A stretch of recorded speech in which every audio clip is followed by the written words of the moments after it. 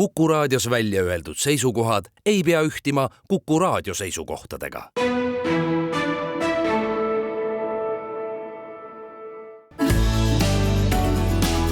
Keskpäevatund.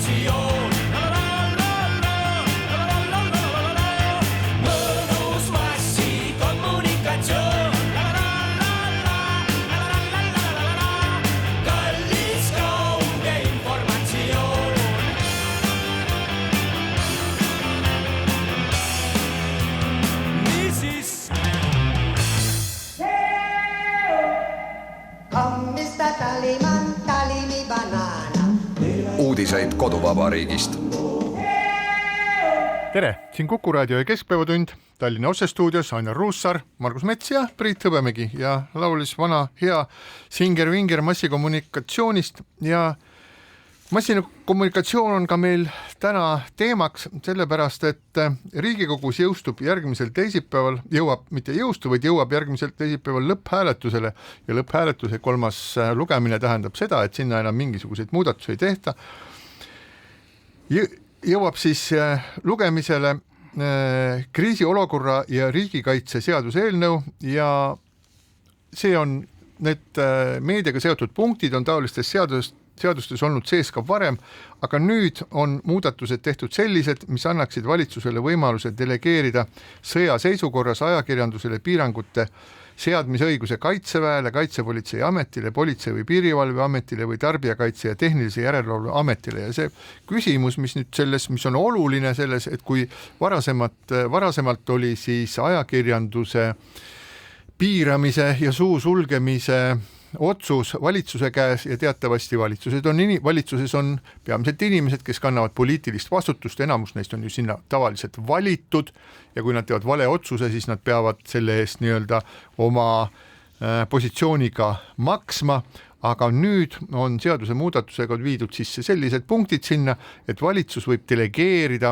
ajakirjanduse menetlemist ehk siis ajakirjanduse sulgemist, informatsiooni piiramist, võib-olla sotsiaalmeedia sulgemist ja muid taolisi asju erinevatele ametnikele erinevates ametkondades ja seal, kus istuvad ametnikud, aga ametnik teatavasti ei ole volitatud nii-öelda rahva poolt oma tööd tegema, tal puudub poliitiline vastutus ja tegelikult eks elu on ju näidanud seda, et mõnigi ametnik on selline, kellel on jumala ükskõik, et paneks ikka kõvemini, keeraks nagu tihedamalt kinni, et ühtegi piiksu läbi ei tuleks ja eriti arvestades seda, et Eesti on ju ajakirjandusvabaduse tabeli järgi siis maailmas praegu 3. kohal, eelmisel aastal oli 2. kohal, siis see, et korraga siis kriisiolukorra ja riigikaitse seaduses tehakse selline liigutus, et antakse teatud keerulistes olukordades ametnikele õigus ajakirjanike ja ajakirjanduse suud sulgeda, see on ausalt öeldes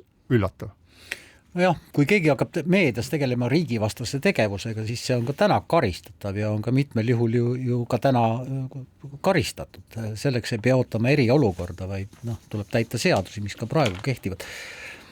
Minu jaoks on ka suurim probleem selles, et kui Kaitsevägi või mõni riigiamet või riigiametnik saab juurde võimaluse informatsiooni andmisest põhjendamatult keelduda, mina ei tegeleks mitte niivõrd isegi sõjaolukorra ja eriolukorraga, vaid ka tänase päevaga. Sellest on lõputult räägitud, aga siin on põhjust taas rääkida sellest, et kas kõik dokumendid, mis kannavad AK või ametkondliku kasutamise templit, peavad seda kandma ja nii edasi, ehk siis ju keegi lööb selle templi sinna peale. Ja kas kõik dokumendid, mis on kellegi otsusel salastatud näiteks 15 aastaks, tänapäeval 15 aastat, see on tohutu aeg, peavad olema nii kiiresti muutuvas maailmas salastatud 15 aastaks. Nii et tegelikult see küsimus on natuke laiem kui see eriolukord. Eriolukorras ja sõjaolukorras kehtestatakse niikuinii reeglid, et näiteks kui sa tahad ajakirjanikuna minna kajastama Ukraina rindepiirkondi, siis sa pead selleks saama ametliku akrediteeringu, mis ei ole keeruline, mis on täiesti võimalik, aga ilma selle akrediteeringuta on sul keeruline sinna lihtsalt rindepiirkonda saada näiteks. Aga minu meelest on kõige koledam asja juures see, et see on nagu üks halb telepood, et kogu aeg võib, kui seda eelnõud lugeda, siis leida ja veel asju.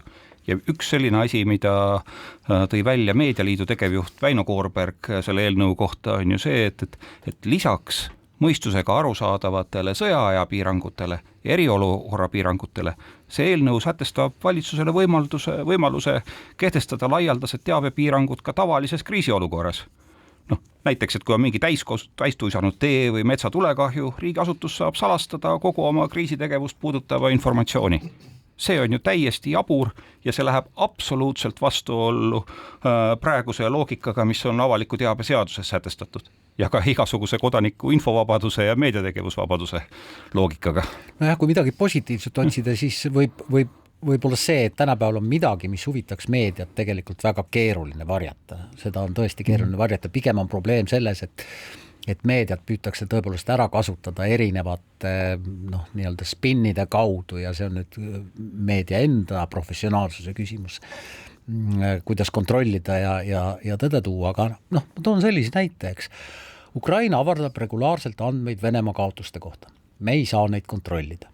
Ukraina ei avalda regulaarselt andmeid oma kaotuste kohta. Me ei saa neid ka kontrollida. Ehk siis tegelikult üks näide sõjaolukorrast, mille puhul ajakirjandus, kogu maailma meedia ei tea, mis tegelikult toimub. Suurusjärgud on enam-vähem olemas, aga täpseid andmeid keegi ei avalda. See on sõjaolukord. See on tõsi, aga kogu selle minu jaoks suhteliselt ehmatava seaduseelnõu taustal on veel mitmed asjad, mis teevad murelikuks. Üks asi on see, et millest rääkis ka Meedialiidu tegevjuht Väino Koorberg, see on see, et see seadus on valminud nii, et meediaorganisatsioonid ei ole sellest mitte midagi kuulnud, et Meedialiit, mis on nii-öelda praegusel ajal see hädavajalik Eesti ajakirjandust koondav ja ajakirjanduse huvisid koondav organisatsioon, mille tegevjuht käib kui mitte iga päev, siis üle päeva käib Toompeal ja istub erinevates kabinettides ja räägib siis erinevate seadusandjatega, erinevatest seadustest, mis puudutavad meedia huvisid, siis see seadus, mis puudutab otseselt meediatsensuuri ja meedia sulgemist, et see on läinud täiesti mööda siis Meedialiidus. Sellest ei ole mitte kellegagi räägitud ja minu meelest see on selline väga halb stiil, mis mõnikord ilmneb ja mis minu meelest on just nagu omane siis riigikaitsekomisjonile, mis teatavasti on selline kummaline siukene klubi, mis aeg-ajalt veidrate asjadega ette tuleb. Ehk selliseid asju ei ole ühiskonnaga arutatud, ei ole arutatud meediaettevõtete endidega ja ütleme need punktid, mis siis selles kriisiolukorra seaduses on olemas, paragrahv 63, teabe levitamise keelamine, et kus on kirjutatud, et Vabariigi Valitsus või tema volitusel Tarbijakaitse ja Tehnilise Järelevalve Amet, Politsei- ja Piirivalveamet, Kaitsepolitseiamet ja Kaitsevägi võib erakorralise või sõjaseisukorra ajal keelata osaliselt või täielikult teabe sõnas, pildis, trükis, mujal levitamises ja nii edasi ja nii edasi. Kui see on vajalik erakorralise sõjaseisukorra lahendamiseks ja käesoleva paragrahvi lõike 1 alusel võib Tarbijakaitse ja Tehnilise Järelevalve Amet, Politsei- ja Piirivalveamet keelata teabe levitamise ja nii edasi. Nüüd, kui see nüüd delegeeritakse valitsusest edasi Tehnilise Järelevalve Ametisse, siis me saame ju kõik sellest aru, et mida amet ei keelusta ja ei sulge, vaid see on üks inimene, konkreetne ametnik, kes on võetud kunagi tööle sinna Tehnilise Järelevalve Ametisse või siis on see inimene, kelle nimeks on juba tsensor, sellepärast et meil on tegu tsensuuriga, kui kriisi või sõja olukorras hakatakse siis piirama ajakirjanduse levikut või ajakirjanduslikke tekste või siis neid toimetama, siis selle nimi on tsensuur lihtsalt. See on eeltsensuur ja võib-olla ka järeltsensuur, eks ole. Et selles mõttes see seadus nagu läheb mööda sellest, et meil nagu üritatakse teatud olukorras seda tsensuuri uuesti tekitada. No natuke tuleb endale siin meil kõigil tuhka pähe raputada, sellepärast et seaduseelnõu läheb 3. lugemisele ehk siis kinnitamisele või tagasilükkamisele. Ta on 2 lugemist parlamendis läbinud, ehk siis tegelikult selle teema oleks pidanud sellisel moel üles tõstma varem kui täna. See on ka. Aga no mida võib ju kokkuvõtteks selle asja kohta öelda veel on see, et see kabinetivaikuses sündinud eelnõu on nagu kuidagimoodi liiga ehe peegeldus sellest tendentsist, mis Eesti ühiskonnas niikuinii on juba viimase poole aasta või isegi jämedalt öeldes aasta jooksul korduvalt läbi vaidlemisel olnud, ehk see vabaduste kokkutõmbamine. Sest et kui eelnõu sellisel kujul vastu võetakse, siis sisuliselt ju tähendab see seda, et meil on olemas seadus, millega negatiivsete arengute korral, nii nagu Koorberg välja tõi näiteks, et kui peaks tulema sõjaväehunta, siis selle seaduse alusel saab ühiskonna tasalülitada ja saab täiesti seaduslikult valitseda. Ja nüüd nii nagu mitmes muus meediaga seotud seaduses on, torkab ka siin silma üks asi, et kindlasti ei ole seadusandja eesmärk olnud siis reguleerida nagu karmi käega sellist meediat, mille eesmärk on hoida ja toetada Eesti Vabariiki. Nii nagu me teame praeguseid seda Eesti meediat tänasel päeval, mis on siis nagu terves maailmas vabadusest 3. kohal. See on meedia, mis toetab Eesti Vabariigi olemasolu. Me võime vaielda selle üle, kas parajasti need poliitilised erakonnad või need on sellised või teistsugused või mida üldse sellest kõigest arvata, aga Eesti Vabariik on selle kõige nii-öelda olemasolu baas. Ja need sellised seadused on nii-öelda vaikimisi mõeldud selleks, et sulgeda suu sellistel nagu mingisugustel vaenulikel nagu kanalitel, mis siis levitavad valeinformatsiooni. No ma võin panna käe südamele, et olles olnud 4 aastat Postimehe peatoimetajat, et palun väga seadusandja, otsi sealt üles nüüd üks mingisugune vaenulik spin või informatsioon, mida Postimees on 4 aasta jooksul avaldanud. Ei ole, seda pole teinud ka ERR. Et selles mõttes on need filtrid on nagu äärmiselt tugevad kõikides suurtes meediamajades. Eestis ei olegi üldse mingisuguseid nii-öelda pidevalt, püsivalt tegutsevaid siis vaenuliku propaganda avaldamise kanaleid. Aga nüüd, kui seadusandja soovib siis tekitada olukorda, kus ta saaks mingisuguse venemeelse propagandakanali kinni panna, siis ta tegelikult lööb kogu seda meediat, mis aitab Eesti Vabariiki koos hoida ja informeerib Eesti Vabariigi kodanikke. Ja see on üks asi ja see näitab seda, et seadusandja ei näe läbi selliseid peenemaid mehhanisme. Ja siin on üks teine asi veel, et ma olen meedial nii Postimehe peatoimetajana kui siis Meedialiidu nõukogu liikmena viimase kahe aasta jooksul korduvalt kohtunud siis Riigikantselei ametnikega sellistel spetsiaalsetel kohtumistel, kus on siis erameedia juhid ja kus räägitakse sellest, kuidas erameedia ja Riigikantselei, millel on siis nagu oluline osa teatavasti kriisiolukordades, kuidas need omavahel koostööd teevad. Ma ütleksin, et alguses 2 aastat tagasi oli võib-olla selline umbusk, aga 2 aasta jooksul me käisime läbi väga pika tee, me käisime väga pika tee sinnamaani, kus Riigikantselei esindaja meile selgesõnaliselt ütles ja mul on see üles kirjutatud, jah, me võtame erameediat meie partnerina ja me oleme aru saanud seda, et ainult Eesti Rahvusringhäälingule toetudes kriisi ja sõjas seisu korras ei ole võimalik Eesti rahvast teavitada, me vajame teid. Ja see on tsitaadi lõpp ja me vajame teid väga. Ja pikalt räägiti sellest, et kuidas siis erameediakanalite kriisi ja sõja olukorras, kuidas nad edasi tegutsevad, kuidas nad leiavad võimalused ikka informatsiooni avaldada. Me oleme rääkinud sellest, et millist koostööd saab teha, mida me hakkame tegema, millised formaadid need on ja nii edasi, nii edasi. Ühesõnaga, ma arvan, mingisugune pool aastat tagasi me jõudsime nagu arusaamisele selleks, et riik ja erameedia on võrdsed partnerid siin ja ajavad ühte asja, nad seisavad Eesti Vabariigi eest. Ja nüüd sa loed hoopis teisest torust tulnud seda seadust, mis otseselt ütleb seda, erameedia on kahtlane värk, nad võivad hakata avaldama, nad on spinniohtlikud, nad võivad hakata mingisugust jama tegema ja mingisugune suvaline ametnik tehnilise järelevalve ametist võib vajutada nuppu ja öelda, et paneme selle Delfi maja kinni ja paneme kinni ka selle Postimehe. See pole vaja, äkki kuskil midagi juhtub ja minu meelest see on nagu riigi poolt, ma ei taha nagu konkreetsetest inimestest rääkida, aga see on see tüüpiline nagu silode värk, et ühes torus tehakse ühte asja, teises torus tehakse teist asja ja nad ei tea.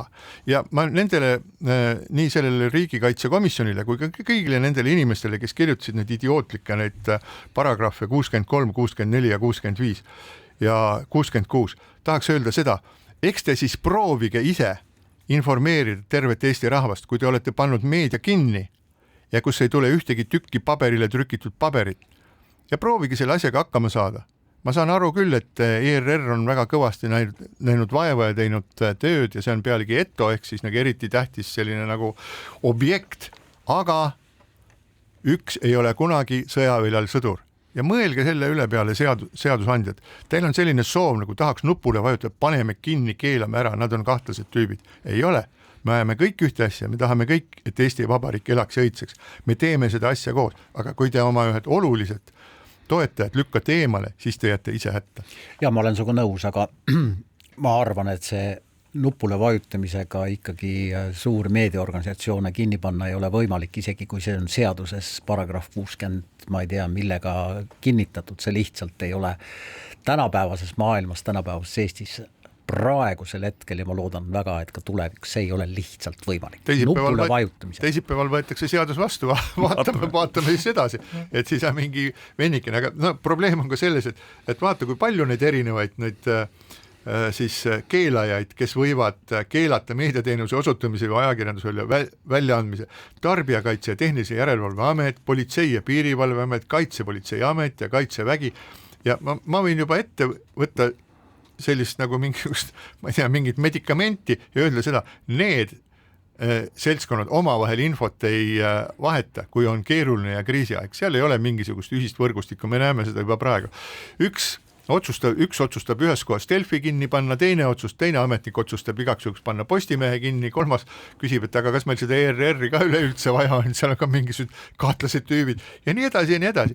Ja kolmas otsustab sotsiaalmeedia kinni panna, see täielik nagu arulagedus, mis ja sa maalid nüüd pildi, mis loodetavasti mitte kunagi ei täita. Ma loodan ka väga.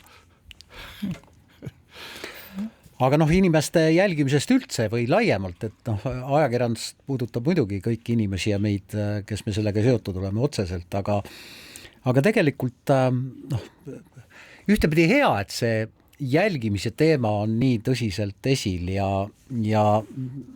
vandeadvokaat Kari Kinter ajab seda ka väga, väga palju ja väga tõsiselt, aga mul on aeg-ajalt selline tunne, et meid nagu soovitakse panna harjuma olukorraga, kus me olemegi nagu kalad akvaariumis.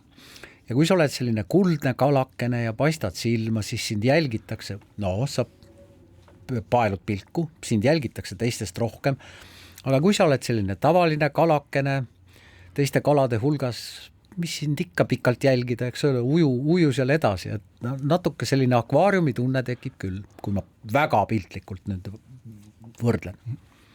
Aga see nädal ongi ju tegelikult toonud jälle sellest samast temaatikast 2 täiesti olulist ja lugemisväärset lugu. Üks ongi siis Carri Ginteri leid, tegelikult on Eesti inimeste terviseandmed, kuidas siis viisakalt öelda, laokil ja neid saab pärida ilma mingit erilist põhjendust esitamata ja keegi ka ei kontrolli nende päringute. Ilma selle patsiendi nõusolekuta. Jah, täpselt, ja sinul ei tule mingit teavitust sellest. Ja teine sama oluline lugu ju samast valdkonnast oli just eile Ekspressis ja Delfis avaldatud lugu, kus oli pikk uurimus tehtud teemal, et kuidas uurijad võivad ilma kohtu loata su telefoni häkkida või e-kirju lugeda.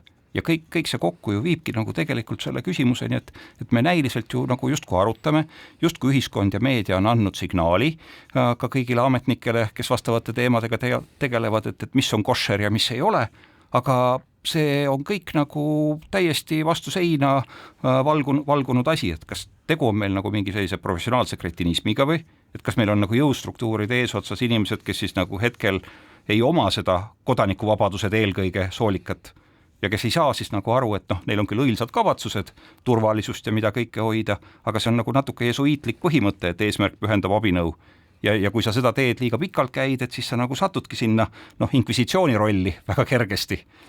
Ja ütleme nii, et minul kõrvaltvaatajana tekib ju see küsimus, et kui tegu on nii-öelda selgelt väärtuste küsimusega ja nende ametkondade eesotsas olevatel inimestel ei ole nii-öelda need asjad, kodanikuõigused, vabadused, väärtuste nimekirja tipus, siis kuidas nad saavad selles ametis jätkata?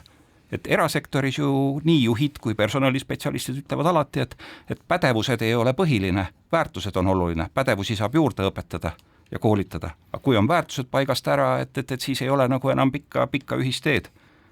Ja kas avalikus sektoris ei kehtigi, et ühest Ülle Madisest jääb väheks, et kõigi nende hüdrapeadega võidelda kogu aeg. Ja põhiline küsimus on ikkagi selles, et igast andmeid võib koguda kõigi kohta, aga mida nende andmetega peale hakata, Jeesus Kristus, see andmemaht on nii suur, et kogumine kogumise pärast tundub mulle aeg-ajalt ja see on eriti absurdne.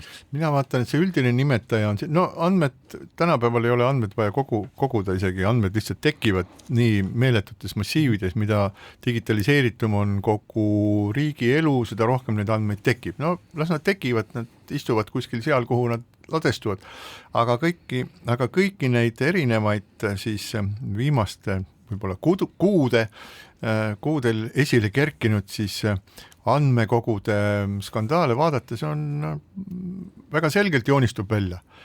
Me elaksime nagu mingisuguses kohutavas kuritegevuse mingisuguses mülkas, kus kõigil õiguskaitseorganitel on pidev ja valus, see on nagu põletav pissihäda, mis sunnib neid kogu aeg hankima kas nagu täitemenetluse mingisuguse süsteemi kaudu, siis otse pankade kaudu, otse suurte telekomide registritest, siis tervishoiu infobaasist ja veel erinevatest kohtadest. Et vähehaaval hakkab joonistuma nagu viimaste kuude jooksul see pilt, kui meeletult paljudest erinevatest kohtadest, siis õiguskaitseorganid on kogu aeg informatsiooni küsinud. Ja hakkab tõesti jääma see mulje, et see on mingi kohutav kuritegevuse pesa, et kogu aeg neil on õudselt vaja kuskilt saada, et mul on vaja inimese tervishoiuandmeid, mul on vaja tema sideandmeid, kus ta oli, siis mul on vaja tema pangaandmeid, siis mul on vaja midagi taolist. Ja samal ajal siis me loeme nagu ajakirjandus seda, kuidas nagu päevast päeva virutatakse ära, petetakse Eesti elanikelt välja miljoneid ja kümneid miljoneid siis eurosid ja kogu see tegevus siis selle takistamisel on siukene nagu siukene hobune, kes on põlvini mudas, teeme midagi, aga kiiresti ei saa, sellepärast, et neid asju ei saa kiiresti. Aga siis, kui on vaja vaadata inimese terviseandmeid, siis, kui on vaja vaadata tema sideandmeid, siis see peab sündima välkkiirelt ja see peab sündima nii, et keegi ei kobise seal vahepeal, et sellel ametkonnal on mingisugune toru, mis läheb otse sinna andmebaasi sisse, sealt tõmmatakse kõik lursti välja ja kui keegi tuleb välja mingisuguse mõttega nagu Kari Ginter, kes ütleb, et come on, et see ei ole ju õiguspärane, et teete asju, mida te ei tohiks teha, siis hakkab kohe kisa selle peale, et et meil on seda õudselt vaja, muidu me ei saa teha seda, teist, kolmandat, neljandat, viiendat, kuuendat. Ja meie tulevikku näitab väga hästi see, mis on viimase 2 nädala jooksul Leedus juhtunud. Et kui meile ju kogu aeg kinnitatakse, et riigile võib ikka andmeid anda, see on turvaline ja kõik on kaitstud ja nii edasi. Leedus on viimase 10 päeva jooksul ju lahti kerinud skandaal, mis võib ka sealse valitsuse kukkumiseni viia. Peaminister on juba vabandanud Leedu rahva ees, et Leedu terviseandmed on ühe uurimisasutuse kaudu toime pandud häkkimise läbi rändena läinud. Jutt käib 600 000 inimese andmest. Ja võib ette kujutada, et milliseid siis väljapressimise võimalusi siis selline andmebaas võimaldab, eks ole, et kui kellelgi on mingisugune, ma ei tea, delikaatne haigus või midagi sellist ühesõnaga, et maksa 100 000 eurot või kui sa ei maksa ühesõnaga, siis sa loed seda homme sotsiaalmeedias. Ja siinkohal väike paus.